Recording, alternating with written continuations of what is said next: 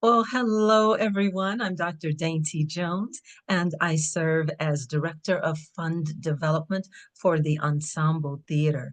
This channel is called Everyone's a Storyteller, where I have the honor of speaking with different leaders and storytellers of Houston, Texas, so that they can share how they use storytelling with the young performers in our program here at the theater.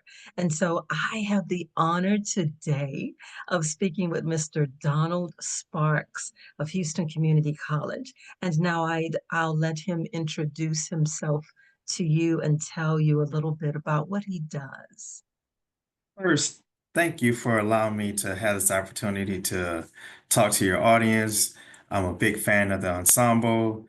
I'm a big fan of theater and the arts. I consider myself an artist, and I used to have a saying that artists always struggle, but today I'm not going to struggle through this through this session. So I am Donald Sparks. I'm the communications director here at Houston Community College Central Campus, right? Yeah, you're my neighbor right up here in Third Ward. Yes, yes. And happy to be your neighbor. Happy to do so.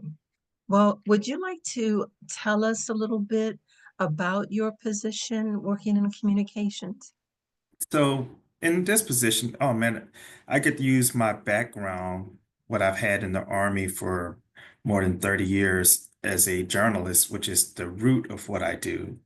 But in the communications, basically, I do all things public relations for this college, the Houston Community College Central Campus. And in that capacity, I also do marketing. I conduct community engagement, community outreach for various civic organizations, Civ Houston Super Neighborhood groups, nonprofit organizations, faith-based organizations, and really any and everybody I meet in the street. I do outreach at church at Frenchie's Chicken.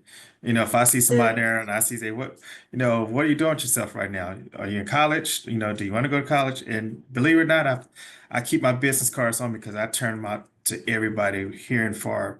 Because really, everything I'm doing is promoting the college, promoting the programs, promoting the students, promoting the faculty.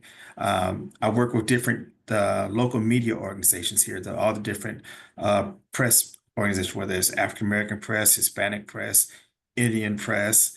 I try to get out because we are a diverse city, so I have to be able to reach all these different ethnic groups and promote this college and let people know that, hey, if you're not in college, you can start college. If you were in college, you can come back to college because the end goal is get people to use education to better empower their futures. That is awesome. That's amazing. I'm glad that you're always ready to spread the word about Houston Community College. I'm glad about that. And I'm sure others are too. I'm sure they are. All right. So here's a question for you, sir. What kind of storytelling is helpful in your position? Is it inspirational or encouraging, logical or compelling, etc.? What type of storytelling is helpful for you?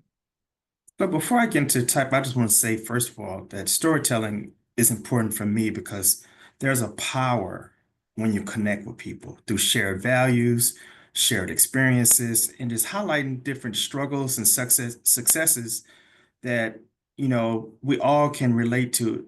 And in doing so, you have to be authentic about your life's journey. And that authenticity will resonate with folks. So I like to meet people where they're at and discover something immediately about them. So the kind of storytelling that resonates with me is a combination of all. You have to be an inspirer. You have to tell something that's going to lift people up instead of tear people down. You have to be able to persuade them. And that's where that persuasion, that power of persuasion, you want to convince them to do something that's not beneficial for me, but beneficial for them. You want to encourage people because sometimes people go at it alone. And, there's nothing worse than you feel like that you're going through a problem, you're going through anything, and there's nobody there to assist you or give you that boost of confidence that, you know what, you got this, you can do this. So, and then there's the compelling testimony. We all feel that triumph when we see somebody who went through some adversity and they come out on top. So you have to use a combination of all of, but none of it mean nothing if you're not authentic in your original approach with people, because people could sniff through BS, you know. So, you got to show who you are, and I use stories of my childhood that resonate. Because if you grew up in a childhood where you had a parent that made sure that, you was going to go to school, you bring home a bad report card, there's going to be consequences for that. So I grew up in a childhood where you didn't act up in church. And if I did act up in church, there was consequences for that. So, those are things that we all can relate to because those shared values, those shared experiences. And when you integrate those other factors, inspiration, persuasion, encouragement, those compelling, it just makes it all resonate with the people you're trying to connect with. That is wonderful. And thank you for sharing with the students the power of authenticity. I remember being trained as a fundraiser. Never give a compliment that's not authentic or genuine. Just like you said, people can smell when it's fake, right? And Yeah. so authenticity is so important. Just be truthful about something wonderful you can say to someone. And I want to add some. There's a book that I had to read from my first master's program. My first master's is in leadership studies, which I didn't know there was Okay. such a program for. And that book was called The Secret Language of Leadership. And that book Hmm. is one of my all-time favorites because it's not about telling people how to be a leader. It's about a lot of times leaders make mistakes because they tell the story about themselves. So the best storytellers know that by telling stories that, compel attention for at least three reasons. The narratives have to be so they can take it the complex and make it plain. There's a phrase I used to always say, make it plain for Jethro. They gotta be able to relate to the experience, emotion of the listeners, and most importantly, they have to be entertaining. Because you could come up there and have a story, but if you sound like Charlie Brown's teacher, wah wah wah wah wah wah, you're not, you're not reaching that person. So, but to be a successful storyteller, you have to be able to tell something that may be difficult or complex, and you bring it down to a level that people can understand and they can digest it and they can take those bites with them and apply them in their daily life. If That is wonderful. Okay, I have to remember that book, The Secret Language of Leaders. the Is that what secret it's language called? of leadership, the Of secret language of leadership. leadership. The Mhm. secret language of leadership. Okay, thank you for that. Thank you. I think Yes. that will be in my near future to read. So I appreciate that lead. All right, next question, sir. Can you give me an example of how you've used storytelling to turn a challenging situation into a successful testimonial in your professional or your personal life? Uh, you know, there are so many stories I've have about, you know, and one of my favorites, I was thinking about this. I had a young soldier when I was in the Army, and he wanted to get into another military occupational specialty. That's another job in the Army because he didn't like the job he was in. But the challenge that he had when he first joined the Army, you have to take the test called the ASVAB. And Mhm. he didn't get a high enough GT score for him to get into some of these other better MOSs, better jobs. And what he would do, I put him well, before that, I put him into my office and say, hey, you're struggling in math. So maybe you ought to consider signing up for an intermediate, math course, because we have college courses for that. And that way you place yourself in an environment when you go to class each week that you get to digest math and you understand. And he nodded his head north, south. Okay, I'll do that. But when he went to go sign up for his college classes, because I have to be the one to, as a supervisor, approve, he brought back his classes and I'm like, where's your math class? So I gave him a story about how I had straight A's my entire life until ninth grade when I got my first F, and I changed my report card from a F to a B. And after I graduated, I told my mom years later, but I said, I wish I had an environment where had somebody who can tutor and help me. That way I would have understood, man. So I'm giving you have an opportunity where you can be in a classroom and you have a tutor every week. So I made him go back and sign up for that class, for the math class, and he wound up passing that class. He retook his ASVAB. He got a higher score, and then he was able to find a job that he wanted to do in the Army and was able to have a long career.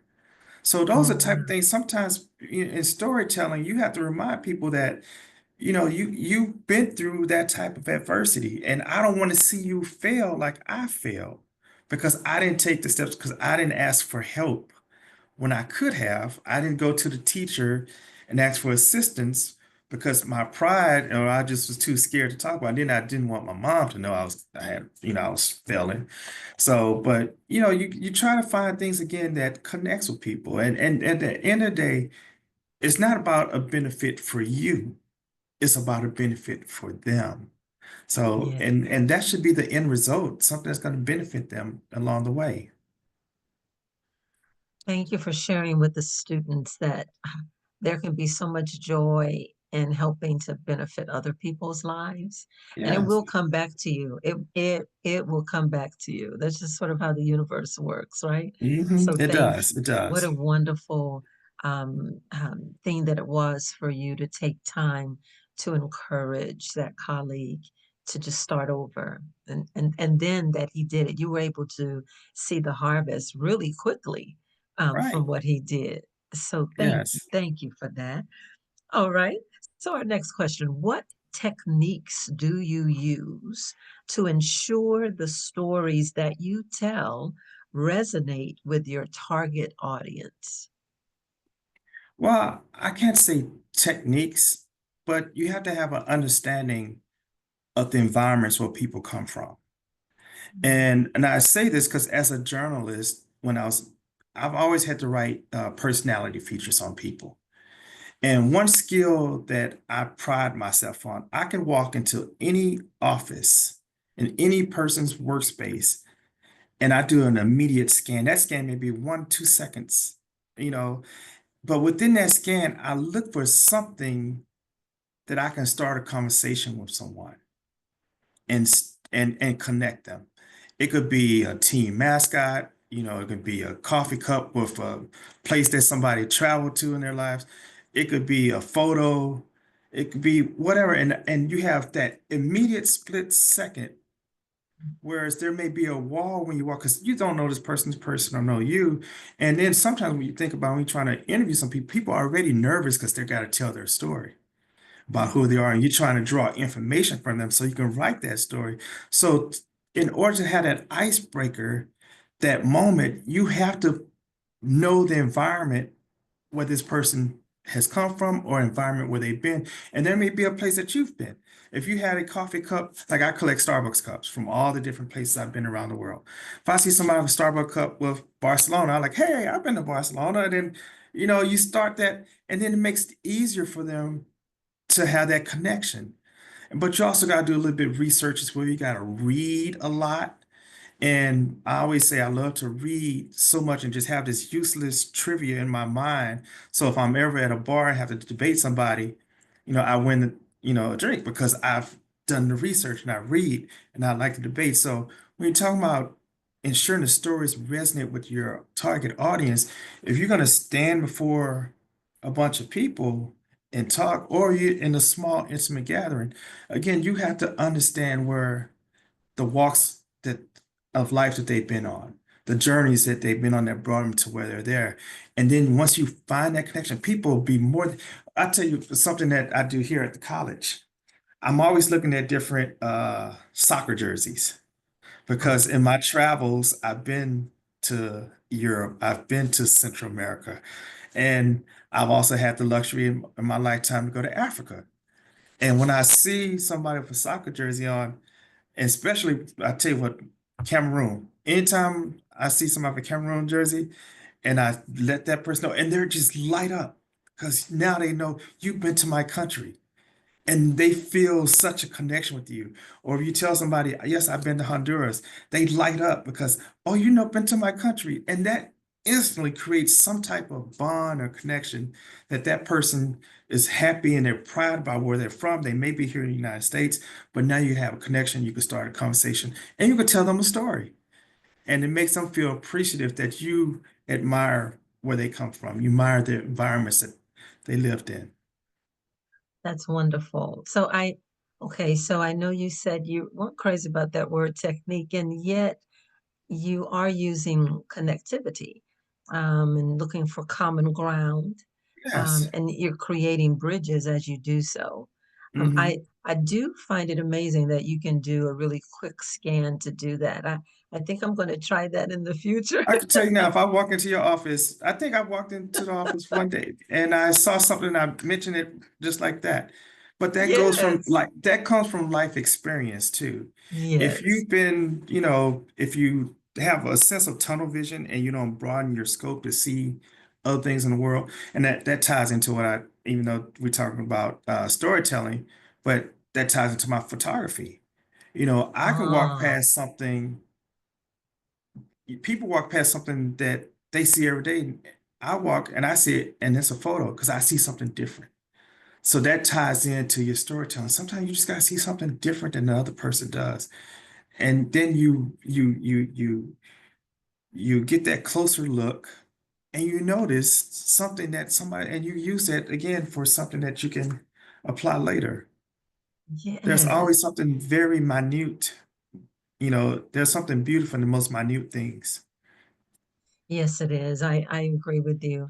And I also like how you are positioning for the students that they can have um, I'm going to say a stable career, sort of a nine to Mhm. five career that will fund their creative career. Like that's a choice that they can Right. have. It's not the only choice, but part of this channel is to expose to the students the different possibilities from when they Yes. come here to study the arts. They can still have different majors and different Hmm. careers, but the art will still be there. Yes. However they want to use it, it will still be there. It will still Always be serve there. them. So yeah, so thank you for mentioning it. Yeah, so you're creative both in writing and in speaking and in photography. Okay, Yes. multifaceted. That is awesome, sir. That's awesome. What's the Oh, sign in what's the line in Love Jones? So you're just a Renaissance brother, aren't you? That's like, yes, I yes, am. yes, you are. Yes, that's Gotta have a Renaissance. Love Jones That's quote. the word. Okay. All right. So here we are. What impact have you seen storytelling have on your audience's engagement and retention of material? Hmm. So I had the honor to be the guest speaker back in 2018 for the Buffalo Soldier Museum, their annual gala. And the theme that year was the something about the sergeant major, the legacy of the sergeant major, which I was a sergeant major in the Army at the time. And they wanted me to do a 20-minute speech. So, that long of a speech, you have the possibility to put people to sleep. Because if you're not up there, you just talk again. Like I always use the analogy, Charlie Brown's teacher, wah, wah, wah, wah, wah.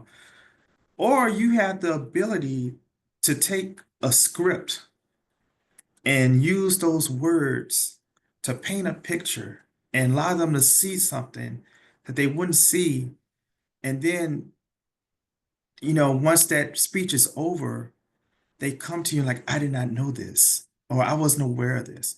So, and when I talked about the legacy of the sergeant major, part of that speech, I told a story about when I was in Iraq, and I had a sergeant major who I met years prior to going to Iraq when he was in the Sergeant's Major Academy.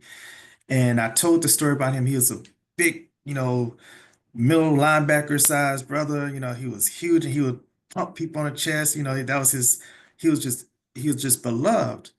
And we were in the same vehicle that was blown up in Iraq. And just when I thought that he was on the cusp of death, I remember he used to always walk around the base before he was singing John Legend's Ordinary People. So I don't know what possessed me at that moment to start singing Ordinary People in his ear, but he came to. I would like to believe that somewhere in that darkness, that song woke him up. And when I talk about when I include that part in the speech, the the hush in the room, you can see people lean forward as I'm talking about that scene on the battlefield, and I'm trying to get this Sergeant Major response. And when he heard the song, he like jumped, and you could see the people in the audience, and I felt they were watching a movie through my words, through my action, through my tones. So when you talk about all those necessary elements to make that story that people feel it, and then just talking about the legacy of how many African American sergeant majors, the first one, the first this, people didn't know. So you have to, again, that's where the research has to be part of your storytelling too. You just can't go out there and tell a lot of stuff. You have to have some research, you got to have some data, but you also got to make, again, I talk about entertaining. And entertaining doesn't mean laughter all the time. Sometimes entertaining is something that evokes emotion. It makes you might it'll make you cry. It'll make you tense. But then you come back and you bring the feel good to close it at the end. So after that speech, even for, days I had people reach out to me and they just was just, hey, how's that Sergeant Major doing now? And then the conclusion of that story that I was able to meet that Sergeant Major who was wounded on the battlefield 9 years later, and he was alive and he was doing well, and people was, clapping and amen, and but again, so when you talk about the impact on the audience engagement and the retention of it, if I went up there and just talked about 20 minutes, gave a here's the history of the U.S. Army and Sergeant Majors, what they, people been bored. But when you personalize it, and because I'm from Third Ward, from Sunnyside, and personalize, here's a young brother that's left these streets and was in the street, battlefields Iraq, and that really made them have a great appreciation because I always talk about we don't honor and celebrate enough of our own heroes in uniform who are people of color. So that really resonated with a lot of people that, hey, we got people who grew up in our homes, our families, our neighborhoods. They went out, they did good things for this country. They just don't get the notoriety that they should. Okay, first of all, just need a moment to process. Okay, okay, that was a In April, and feel-good story if I I was, ever heard a feel-good story. and I would tell you, April 17th will be the 20th anniversary of what we call my Alive Day. I guess I could have said that, but Oh, that's what wow. that, yeah, 20 years ago. That's amazing. That's amazing. I cannot wait for people to watch this video Mm, and to hear that. Uh, yeah, okay. Yeah, they got to me. That is a good way to have people retain material. yeah, Wow. Wow. Okay. I'm all right. I'm gonna ask you this next question. okay. I'm gonna have to get you Oh, but one of that them, was I'm emotional. about to get That you, was very emotional. that song where them fans at, I always say we need one of those old church fans with the funeral home on the back. So, Oh man. No, that was awesome. That was a yeah, wonderful, wonderful heart-wrenching story. Thank you for sharing it. you're welcome. Okay. Um, Next question then, sir. What ethical considerations should one keep in mind when using storytelling in one's career? First of all, never patronize people. Do not underestimate someone's intelligence. Don't make assumptions about people based on perceptions or stereotypes. So, I think when it comes to storytelling, and also you have to be honest. If it didn't happen to you, you attribute it to someone else. Don't take someone else's life saga, life story, life's accomplishment and make it your story when it's not your story. So, in the newspaper world, plagiarism, or there was a famous Jason Blair of the New York Times. He was basically, writing a whole bunch of false stuff. he making up fake interviews of drug addicts and stuff like that, and it put a black eye, and he never recovered from that. So, for me, your credibility is on the line as a storyteller. If you Yeah, do the research, you attribute the research to what you read.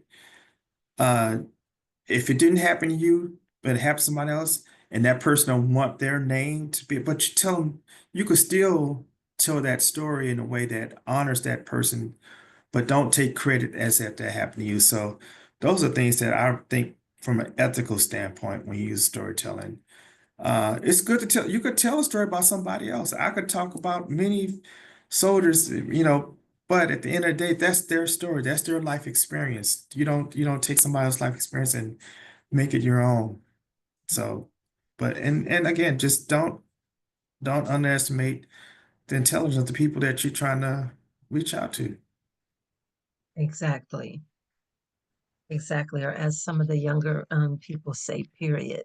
I'm trying to still Yes. be relevant, Mr. Sparks. Yes. All right. So our last question, and this is truly about what you'd like to share. Do you have any news you'd like to share with our audience members?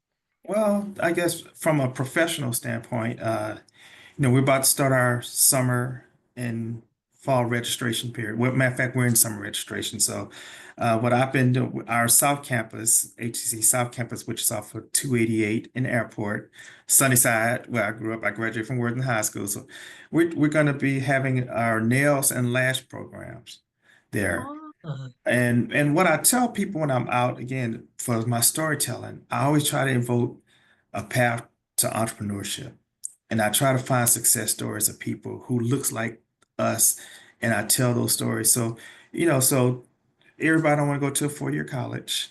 Now everybody right. want to go get an associate degree. Some people just want a good, solid skill that they can go out in the workforce and work hard and earn a living, and ultimately take them on the path of entrepreneurship. So I got to do that plug for HCC. So on a personal note, I moved April 1st, made 1 year here at HCC. So I just celebrated my Oh, 1 year here wonderful.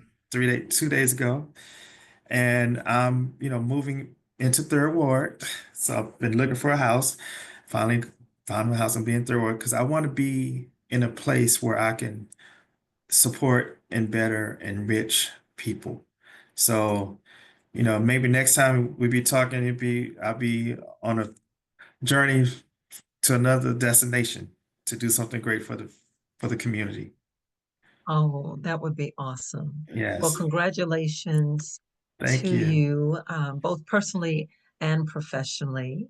And I hope that many students come through Houston Community College. I'm fond of the college. I'm biased though, because I used to teach English to dual Mm. credit students at HCC. So I'm a little biased, Okay, okay. but Well, it's a wonderful college. It's wonderful. well, I would And tell I, you, yes. I'm sorry, I'm jealous because you're in the ensemble, and God, when I was in the Army, my best friend and I, we co-wrote, directed, and acted in 3 plays.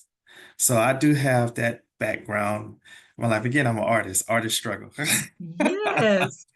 But, so the fact that, it was a blessing for me because all the years I was in Houston when I was in my youth, I heard the ensemble theater, but it wasn't until now as an adult when I moved back that I've been to the ensemble theater, and now I've been there at least three or four times. So I'm just excited to be close to an institution that I just really hope that I can be a part of it and see it succeed.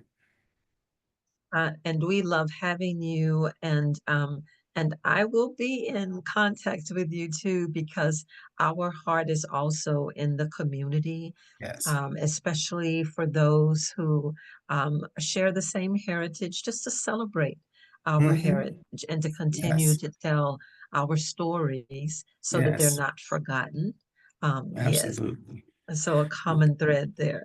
Well, Mr. Sparks, thank you so much for Thank you, taking the Doctor. time for this interview. I have enjoyed it immensely, and I feel I can speak for our audience members in saying they will enjoy it as well.